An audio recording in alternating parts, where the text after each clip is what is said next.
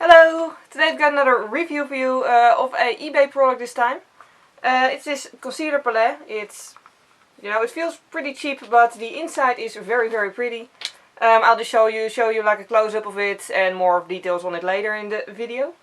But yeah, for now you can see it from a slight distance. As you can see, it has a lot of concealer shades. Also for dark skin, however, on my fair skin I can just use that for contouring, which is very nice. Also two correctors and a shimmery highlighter, which I think is a very nice addition. So yeah, pretty much I had no idea what to expect of this, because again it was very cheap. But yeah, like I really wanted a complete concealer palette. And of course, because I'm a cheapskate, I didn't want to spend a whole lot of money on it, so I decided, why not try it. I mean, it was so cheap, of course, I don't remember how much it was, but I'll put that down below in the description box. But it was so cheap that I figured even if it's like complete crap, then whatever. So yeah, obviously I just tried it out for you. I'm actually wearing it right now and filmed it. So yeah, let's get on to that.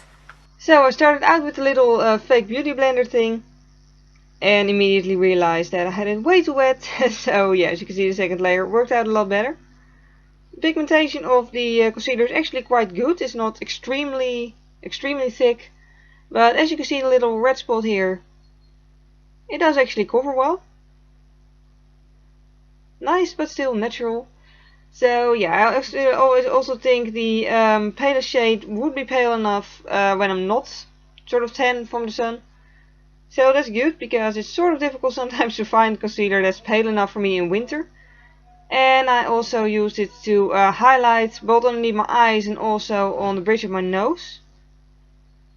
Then I used this sort of taupe shade and also a little bit of the brown and the round part of the sponge to contour my cheekbones.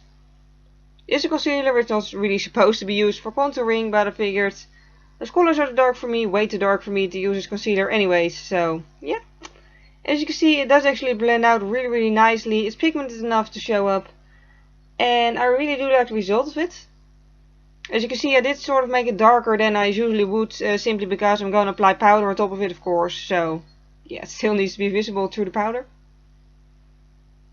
And I also used the same product around my nose, where it also didn't go blotchy or weird or anything.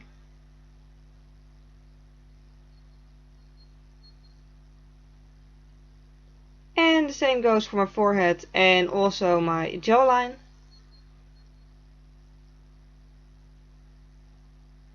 So yeah, I really do like how versatile this palette is. And then I used the sort of an average shade and a brush, which is also sort of the same color as my skin, to just fill in any places where I did not have any concealer yet. So yeah, this way you don't even actually need foundation, which is really nice, because it's going to be summer soon, and if I go on vacation I usually like to bring as little product as possible. So one single palette is very much preferable to concealer, BB cream and concealer and foundation, BB cream and concealer is what I was trying to say, and then a contouring product. Just bringing one palette is a lot easier. And I also use the shimmery white highlighter on my cheekbones and on my lip. Well, above my lip, as you can see here. And yeah, then it was time to set the product. I just used loose powder for that, and also the sponge. This was really my first time using one of these sponges. So yeah, it was pretty weird at first to apply powder with a sort of wet-ish sponge. Not completely wet, but sort of damp. So yeah, that was an interesting feeling, but it did actually apply the powder really well. Like, it just made it completely matte and soft and smooth. But it did prevent the powder from flying around like crazy, like this powder usually does. And yeah, then I just also did the contouring, just the highlighting of my nose a little bit more, and just use more powder there to prevent it from going oily. I have oily skin, so I always like to apply a lot of powder.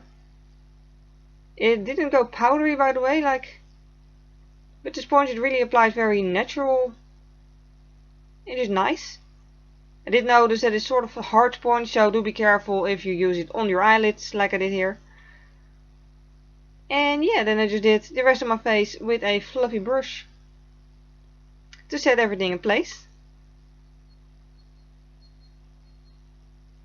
And then that's the final result. As you can see, it just looks natural, but sort of almost flawless. I really like it. And yeah, that's it. So in conclusion, I definitely like this concealer palette. Like, the quality is way better than I expected it to be. Like, pretty much I expected it to be crappy. Which it totally isn't, so that's good.